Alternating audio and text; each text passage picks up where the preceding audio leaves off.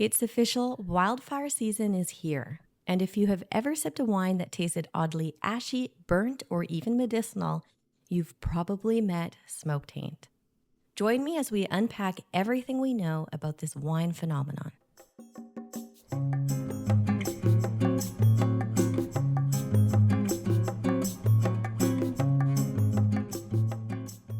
Hi, everyone, and welcome back to the VINVERITY Show.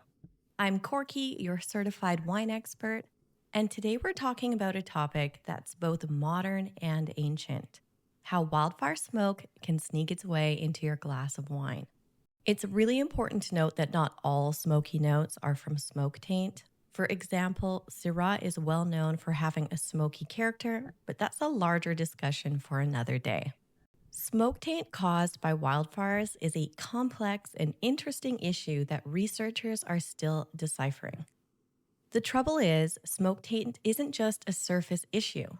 Research shows that volatile phenols from smoke can actually pass through the waxy cuticle of grape skins.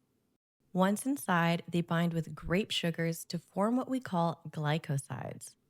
Unfortunately, these bound forms may not smell at first, but they can release during fermentation, aging, or even when the wine mixes with your saliva in the mouth.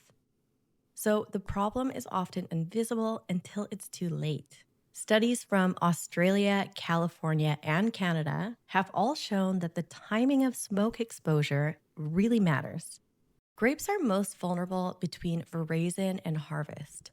This is a period when they're ripening and full of sugars.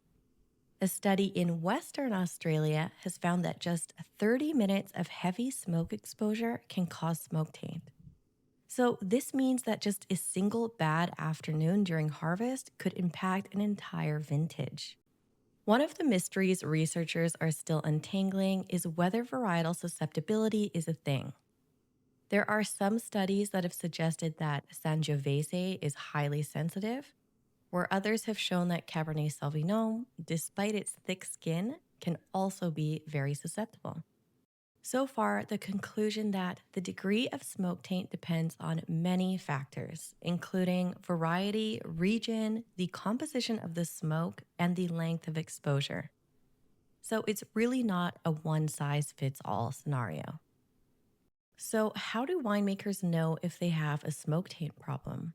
Well, they'll send grape or juice samples to labs, testing for compounds like guaiacol and 4-methyl guaiacol.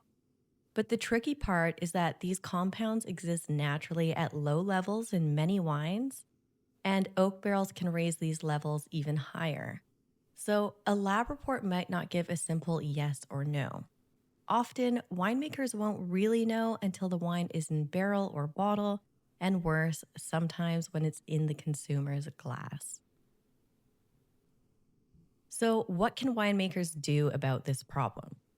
If smoke taint is suspected, winemakers have a few strategies. One is to minimize skin contact.